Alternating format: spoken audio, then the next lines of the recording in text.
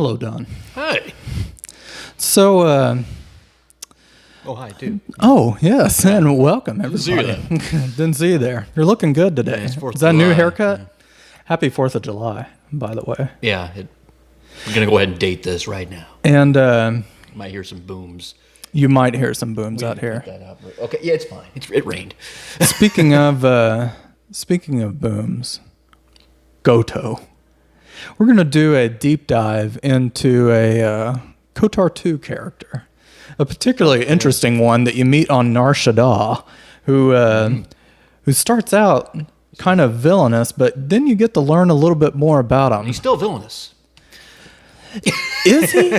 This is what I want to find out. Okay. Because after listening to, if you haven't listened to the KOTOR 2 podcast, it's a lengthy one, but it's worth going to and listening to. But He's a complex character. you made mention of Goto, and you did spend some time on him, but it seems like we only scratched the surface. That's basically true of all the characters, because all the characters tell one big story, but they all have their own things going on. I'm ready to hear some more about Goto. Okay. Let's start with the man, the mystery, the droid. Yeah. When you first meet Goto, he's just a Nordic kind of guy, and he's a hologram. He's a crime boss. Like, okay, yeah, we know this guy. Then, shenanigans happen. You get kidnapped by him. You work out a deal with him, and the cool little ball droid's always around him for some reason. Then your friends ransack his ship. So yeah, this is where basically he joins your party because he's homeless because of you. And that's when he comes square with you. His job or his desire is to see the Republic stabilized, to save it. Now, does that come out depending on whether or not you're light or dark side, or is it a dialogue battle? It is absolutely guaranteed you're going to get that information from him. Gotcha. That is his plot significance. Gotcha. He is there to introduce you to the realization that the Republic is doomed. Mm-hmm. That even no matter what happened in the first game, the Republic lost. Did he go into any more history about why? Yes. The economy was in tatters. All the Jedi are dead, so there's no religious authority. There's no moral authority for the Republic. Everyone's doubting the very reasoning for staying in the Republic. Gotcha. So, even if they won the war, even if Revan went full light side, he still left. So he wasn't there as a stabilizing factor. If Revan went dark side, he wasn't there to become a dictator. Right. Which he also would have been fine with. He doesn't care about any... He's not evil so much as he is amoral. He doesn't make judgment calls about who's running the galaxy as long as the galaxy is being run. Mm-hmm. And... You were making that point earlier, because I kept going back to, he's just evil, just because he's showing up as red on the alignment radar there. But it seems like it blurs the boundaries of evil versus just some machine trying to find efficiency that doesn't quite align with human morals. Which makes sense when you talk to him just a little bit more. It takes a little bit of doing to get it out of him, but he is, in fact, just a droid. And all the clues you need to figure that out all follow a certain theme. When you uncover Goto's operations on Nar Shaddaa, you realize they're all being carried out by droids. And they're all very efficient at what they do, not just because droids are better, but because nobody pays attention to them. They're appliances. Mm-hmm. No matter how intelligent they are, no matter how easily they could kill you, they're still not seen as a threat as long as they're just walking around doing what they normally do. Right. Which is what they were doing on Nar Shaddaa for the most part until the very moment they stopped doing that. Right. And you also get this hammered into you very early in the game with with the HK-50. He single-handedly destroys Peragus. Yeah. And nobody suspects him. To the very end, nobody does. And when you put all this together, the main character puts all this together, you just confront Goto with it, and he doesn't quite so much admit it as he does he just accepts that you found him out. He doesn't actually say it, but you both know what's going on at this point. Right. Do we ever find out who assigned him the task to fix the Republic? The Galactic Republic. The Gotcha. Republic Senate. He was sent as a basically a giant computer to help the Ithorians fix Telos. Right. Telos is going to be the pilot project for a massive Marshall Plan to rebuild a war-torn Republic. War is over, more or less. There's still Sith running around. And it's just a question of if there's enough of the Galactic Republic left to survive. And basically somebody in the Galactic Republic in a position of authority tasked Goto with running the numbers and telling us what is needed to fix the Republic without violating the Republic's laws, which he finds impossible. So is that why he turned to crime? Yes. Interesting. There is nothing you could do to save the Galactic Republic without breaking its laws. Gotcha. That's what he determined. And to put it in starker contrast, the Galactic Republic has 1 month before it all collapses. The economy is just not working. Wow. Does that the 1 month thing? In does one actually standard galactic month, the Galactic Republic will collapse. I must Those have- are the stakes of KOTOR 2. Interesting. I must have missed that detail, or it didn't come out. One of the two, but It's there's no orchestra swelling to it. Right. It's just a conversation like, dude, this is it. This is the way things are. yeah. So this is where he starts giving you your this is where he tells you why it's important to go to all these planets you go to. Mm-hmm. Dantooine is a strategically important planet. It's not that well populated, but as long as it is stable, it gives the Republic, whether controlled by the light side or dark side, a position of power in this particular area. However, this is interesting. You can side with the mercenaries there. You can overthrow the colonists and turn it into a little hive of scum and villainy. That is the dark side evil thing to do. Strong survive. Sure. Goto's not exactly cool with that because you're destabilizing it. You're not Gotcha. bringing it into a central government. You're turning it into an individualistic, anarchist libertopia. It's interesting. It really is that's kind of eye-opening because it shows two bad sides, air quotes for anyone listening on a podcast. Goto is a droid, so he doesn't feel the Force, which is kind of like the main character. So he doesn't really care. He's not being manipulated by dark side impulses or light side impulses. So when the dark side will say, yeah, the strong must survive, the strong deserve to inherit Dantooine, Goto doesn't see it that way. Good or evil doesn't matter. If the Republic is to survive, which is his prime directive, Dantooine needs to be stabilized, and that has to be done under the farmers. Mm-hmm. So in that particular instance, he's going to side with the light side option. Right. And he'll reward you for doing it that way. That's crazy. I wrote him off really because I wanted people with lightsabers in my party and guns and swords. I really didn't. I know he's got he can shoot, but still, I usually left him on the ship. So if you take him to dialogue options, he has a lot of interesting things, especially in cases where you're bartering with someone. There's the one we talked about in the podcast where he threatens somebody with slavery because it turns out that's still legal under arcane law that he is an absolute expert in. Right. And there's also and he just knows economics really well. So if you're about to accept a bad deal, he will step in for you. Right. But yeah, it's easy to leave him behind because usually he's just the guy you go to get free money after you do an objective you're going to do anyway. Right. But that's the thing. When you talk about Goto and Revan, this is a really enlightening part to his character. Mm-hmm.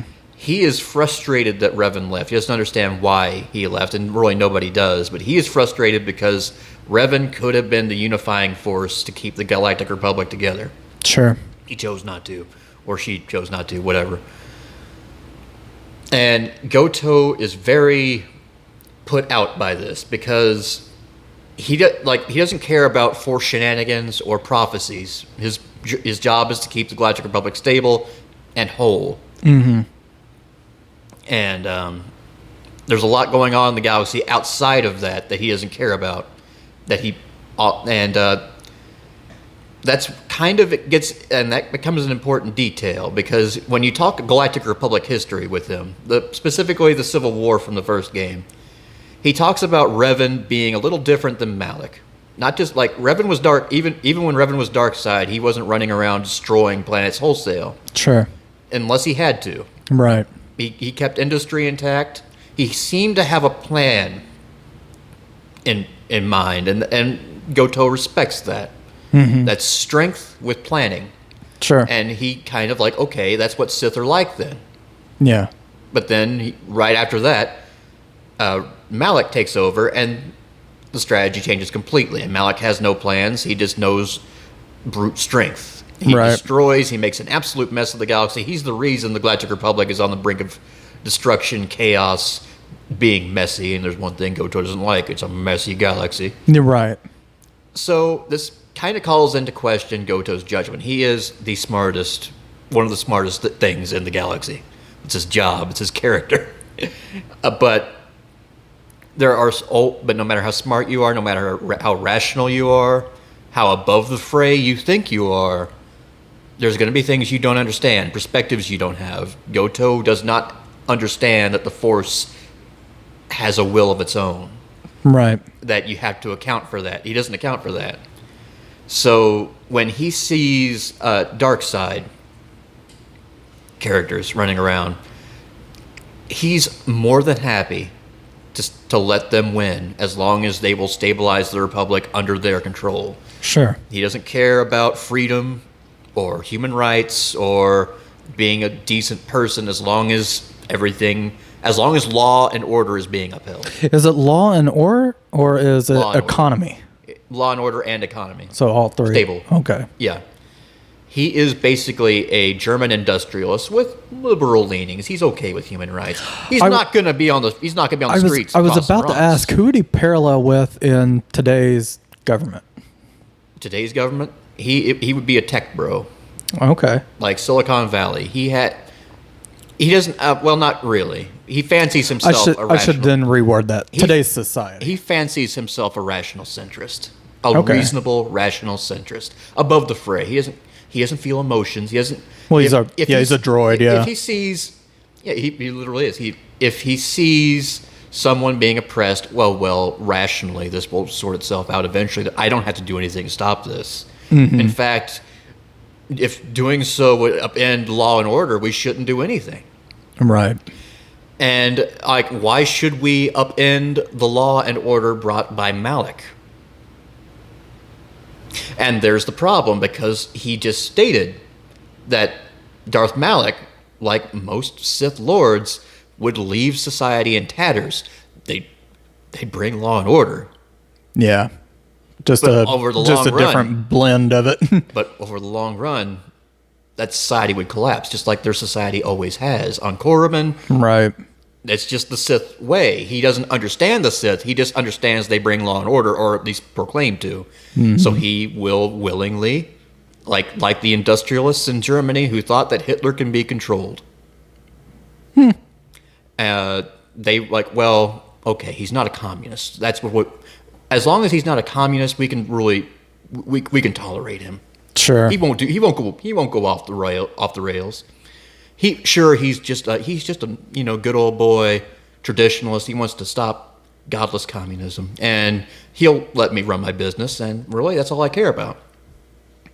And that's Goto's character, basically. He does not understand ideology in the Star Wars universe and what it does and what it will always do, no matter what you care, no matter if you care about it or not.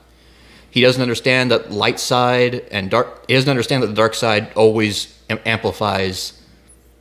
The people who indulge in dark side behaviors have those impulses indulged and amplified by an outside force, a mystical force that corrupts them over time. I guess with if you go down the light side path, are there any dialogue options to sway him in a different line of thinking? Not particularly, no. Interesting. He will never be you can reason you can reason with him. Mm-hmm. But if you ask him to make a judgment call, a moral judgment call to stand against the Sith, if the Sith are promising him something he wants, right, he won't turn away from that. Right. Because reasonably he shouldn't, as far as he's concerned. Gotcha. And yeah, he is the smartest guy in the room. He's got it all figured out. Almost. And that almost is what does him in, because at the end of the game, he, when Baladur sets up his quest to destroy Malachor 5 for good and all with the mass shadow generator, he sends his remote out and to prime it up for one last, to just get away with the Malachor Academy, all the Sith influence there for good and all. Goto doesn't like this. He sees the Sith as a potential means to law and order. He doesn't understand the Sith, just knows they care about law and order. Their law and order, and really he doesn't care whose law and order it is. So he immediately says, hey, you can't break this store window, man. I don't care what you're fighting for. I don't care if this is a civil rights movement or what. It's wrong. You can't throw that brick. Don't throw that brick. He won't let you burn down Applebee's? He won't let you burn down Applebee's. It represents law and order. Wow. No matter what your cause, no cause. There is no cause worthy of revolution. It's going back to an earlier point. No tea parties.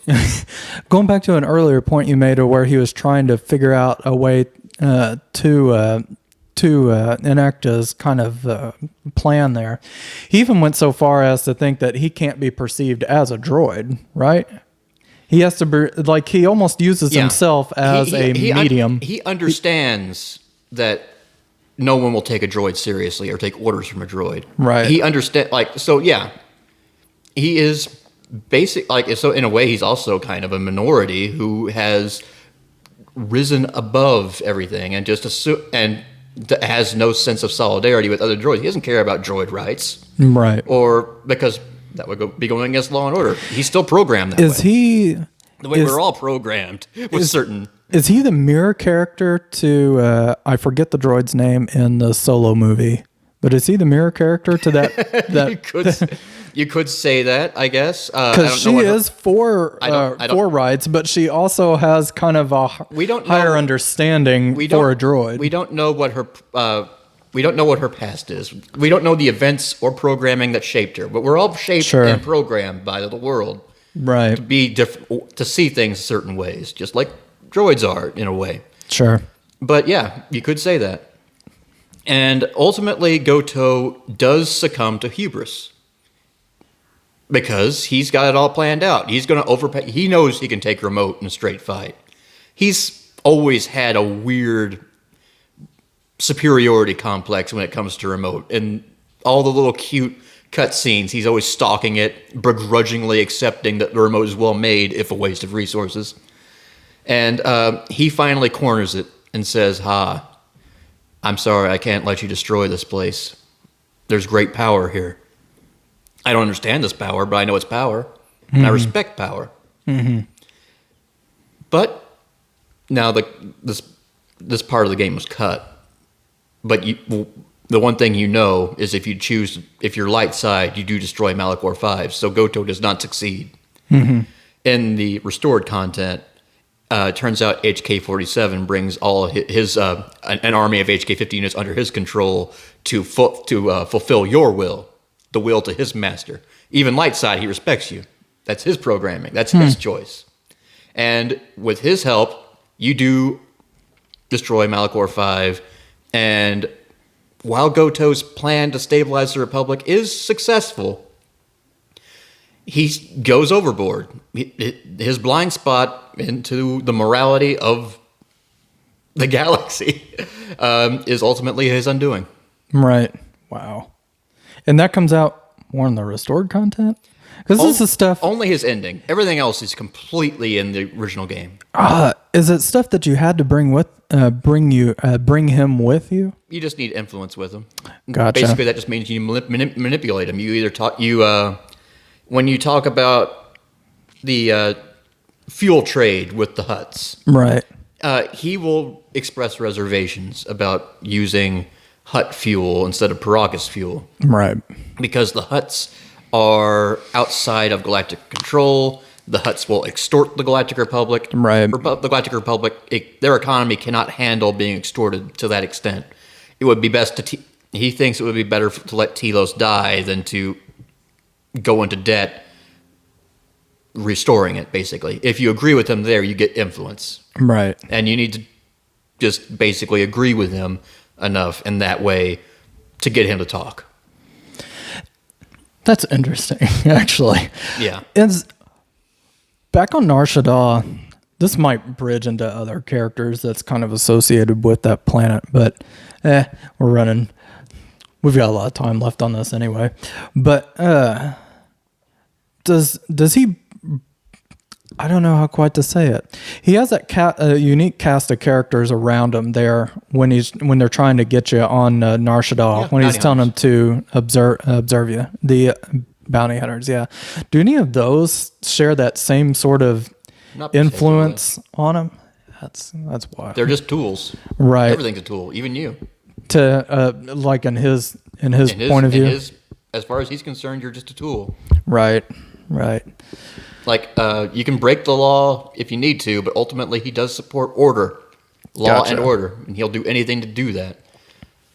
So if financing a paramilitary to destroy a communist group in Berlin, 1932, you got to make these sacrifices for the greater good. While charading to be somebody else.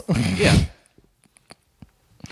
That's wild. I fully expected when we went to his ship on my first playthrough to find the guy that he was projecting as a hologram. Oh yeah, he looks like he's a unique character model. Yeah. He looks like a character. He looks like a Star Wars character. He acts like a Star Wars character.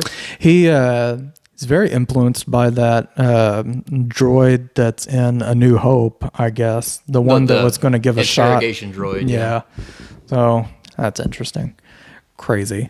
He has a neat aesthetic. Yes, he does. I'm going to have to go back and play. I've never actually played the one with the restored content. I would go back and do that just to see how that panned out with him, talk to him more. There's a lot to restore. Yeah. Anyway, is there anything we're missing on him? Not particularly. He's not. He's there specifically to kind of tie in to just how overlooked droids are in Star Wars universe. Right. He, in less than a year, he built a complete criminal enterprise. He has the galaxy bowing to him in ways they can't even really imagine. Right. And still, he's a flawed character. Yeah. He has that Greek tragedy building for him. Yeah, I guess that's interesting that they put that into a droid. A character as limited as a droid is a full-fledged character with their own story going on. Yeah. That is tied to yours, but separate. It's a complete story arc for him.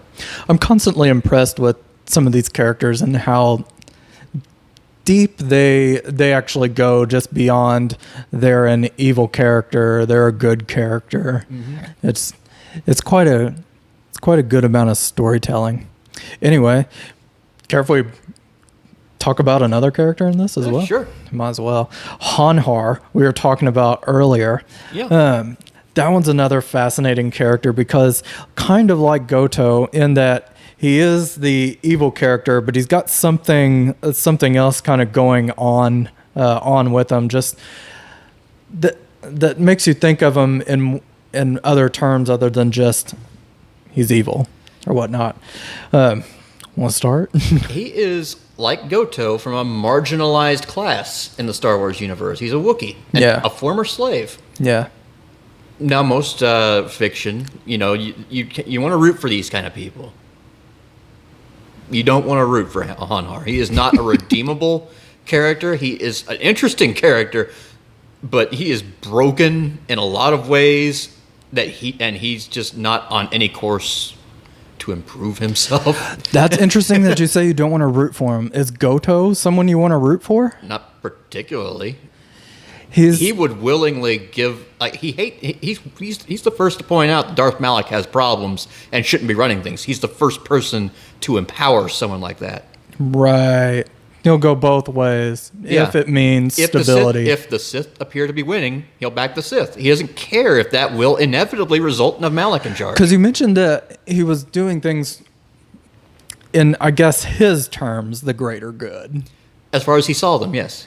Yeah, but greater good is only meaning that there is law and He- order and stability. He lacks perspective outside that paradigm. You're right. Okay. As far as he's concerned, we should never have left England. That's a good one. And he doesn't necessarily have sentience, so he can't put those moral obligations. It's not in his programming. Yeah, he's bound by that programming, but he is able to buck programming when it suits him. He bucked the law part. Right. He's willing to mold that. Part of that is just him. Yeah. And on some level, that's just him. But that's not Hanharr. Because Hanharr does have a conscience. So he can't, well, he has a brain versus programmed He was silicon chips in him. he was a slave. He did not like being a slave. No. Who would? So he killed his master. Like, okay, this is a Spartacus. Then he started enslaving people. I missed that part. Oh yeah, it's dark side. Yeah, he is a murderous, rampaging behemoth. He's also another one I've never brought in my party. One of the strongest characters in the game. That's not a Force user. Sure. He's a But Wookiee. he is a force of nature. Everyone is in awe of his ability to shrug off damage and just do carnage. Right. But like Mira, who is basically the mission to his Zalbar, Right. but the perverted dark mirror version of that relationship. Right. He broke free. He broke his chains, and he vowed he'd never be a slave again. He's always going to be the master. That's Right. the lesson he took from slavery. Then he's hunting Mira, and Mira manages to get one up on him. He gets caught in an explosion, and at his most vulnerable, he whimpers what might have been a cry for mercy, and Mira doesn't kill him, which is the worst thing she could possibly have done to someone with Hanhar's background. Because now he has a life debt to her. Yeah, Hanharr is a patriot, you could say. He is very, very, he very, very closely holds to his traditional beliefs of his Right. society. But he's the kind of person who will break before he bends. Right. When it came to his people being slaves or dead, he made that choice for them and killed them. Yeah. And now that he is once again in debt to someone under his culture, he can't change his culture. Right. He can't like decide, maybe this life debt thing, maybe this should be a voluntary thing on my part. Maybe Right. it should. No, that's not an option for him. His tradition says this. He's bound to it, no matter how much it hurts him. So Mira has to die. Right. His life debt to this person can only be ended by one of them dying, which is really hard to put your head around unless you've lived this fictional culture. Right. But you do see people like that. They, like a lot of people, like a Christian who is very big on prostitution and gambling, but still a good person as far as they're concerned because they're Christian. Right. Hanharr is an excellent Wookiee. Right. Screw you if you say otherwise. But yeah, big thing with Hanharr. It's actually really easy to miss on a dark side view, but Hanharr's Having Hanharr in your party is actually the key to getting one of the most poignant lines in the game that summarizes the entire main story Oh, for the main character. Kreia is very, very big on power. right. Hanharr has a lot of it. He has a lot of primal strength and constitution. And she has found a way to tap into his psyche, and she's showing you a way you can live off of that force. You can imbue yourself in it without any of the negative side effects. You won't actually have all the rage he's feeling. Right. You just have the strength from it. The main character can take that. And like mechanics wise, if you're playing the game as a power gamer, there's no reason not to. There's no downside to it. You get +3 strength, +3 constitution. Right. You get it's a level up Yeah. for a dialogue option. Right. But you can say no. And Kreia is speechless. Why would you turn this down?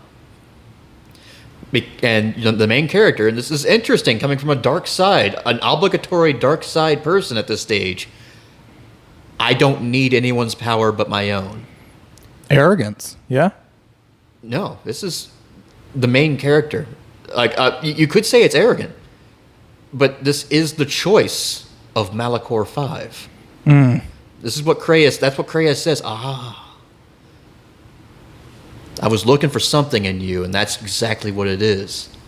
When the Force tempted you with feeding on the life of everyone at Malachor 5 to stay alive like Nihilus did, or to turn inward and feed on your pain, you rejected both options. You turned away from power.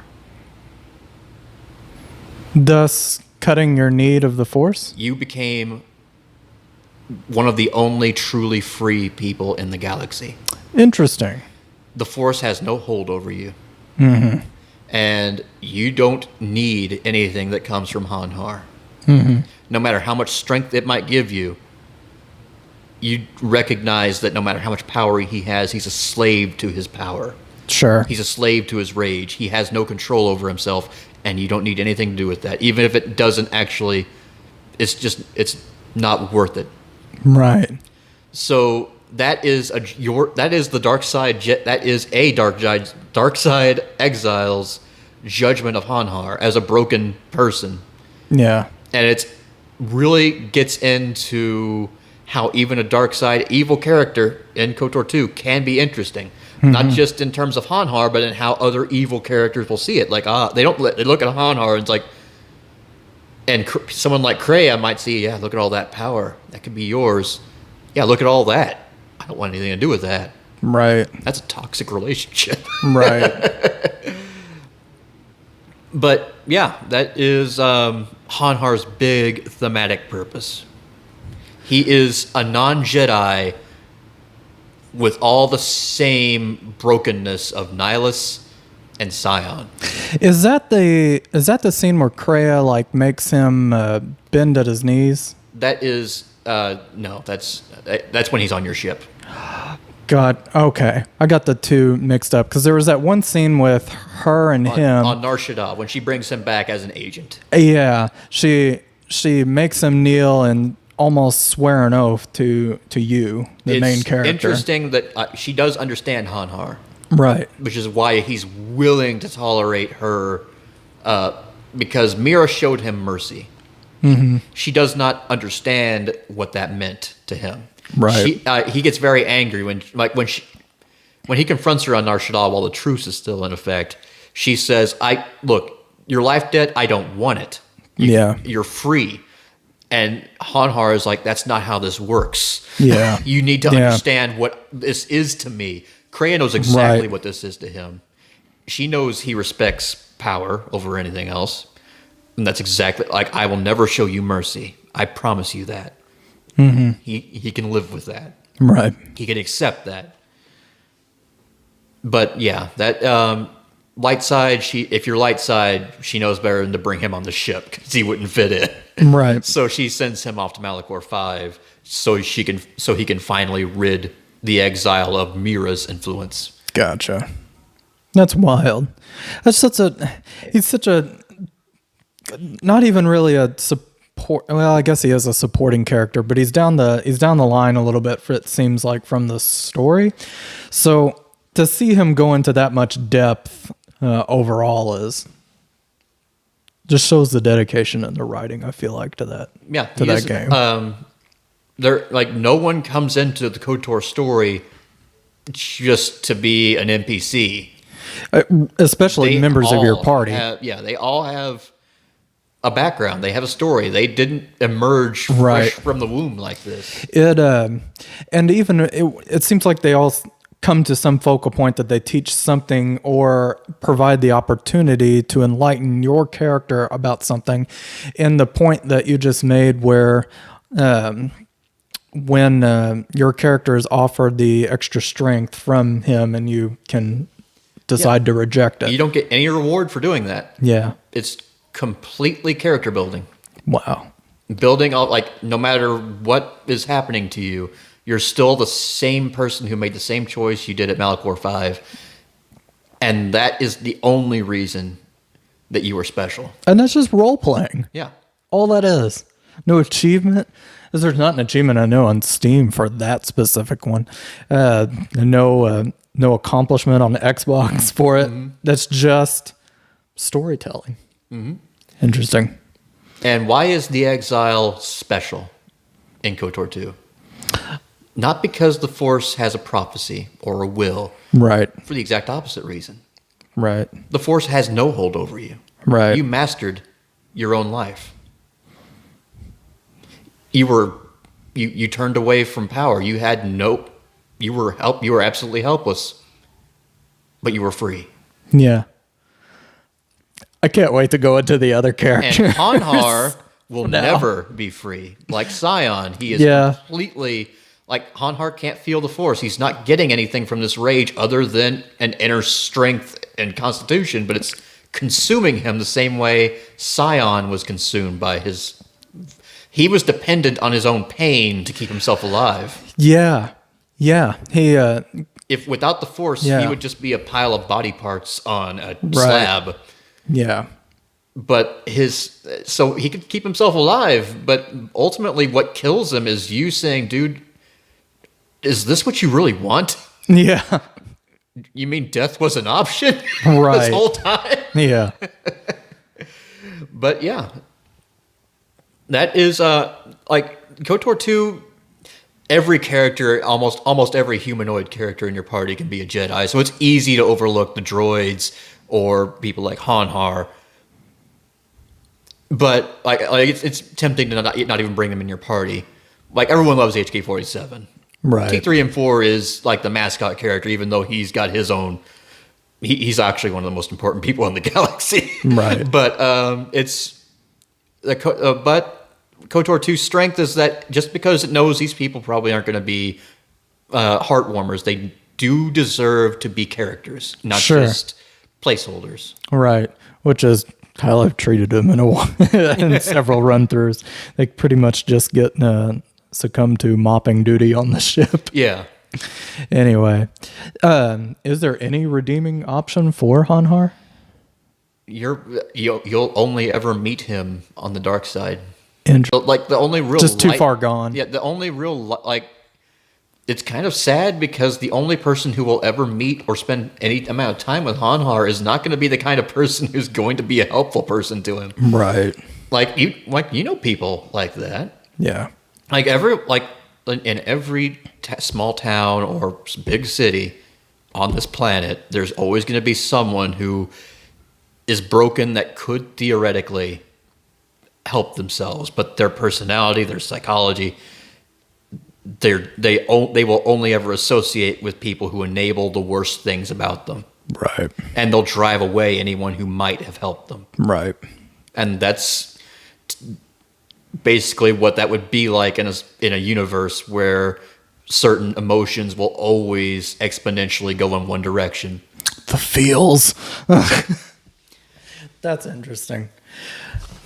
Wow. That puts him in a whole new perspective. That puts him and Goto in a whole new perspective. He's a victim, but he is not a good person. And Goto, his flaw is one that's so integral to his character. It's kind of hard to see him casting that aside. Yeah. It's hard to imagine Hanharr free of his rage because ultimately he's already beaten up. It's kind of ultimately if he let that go, it's almost hard to see him functioning. And with Goto, if he knows he's the smartest person in the room, he's arrogant, he's if would he be able to grow? Like if you sat down with him and talked to him about the Sith, would he actually be able to drop the numbers, ones and zeros, and talk ideology with you? It would be... And human values. It seems like it would be another 30 hours onto the game for either one of them to come around. Yeah, they'd need their own game to do that. Or the dialogue would be unnatural. Yeah. Or something. Anyway. I enjoyed this. I can't wait to do some more of these. I wanted to think of some other characters there's plenty. to talk about. Anyway, yeah, we got fires to set, so that's right. Happy 4th of July, everybody. Yeah, this one will be up on Friday, but we wanted to get it ahead of time because who knows how much rest is going to be needed. Something important probably happened July 5th. We're about to have a wild bonfire party. Yeah. Anyway, I'm Adam. I'm Don. Thanks for listening. Yep.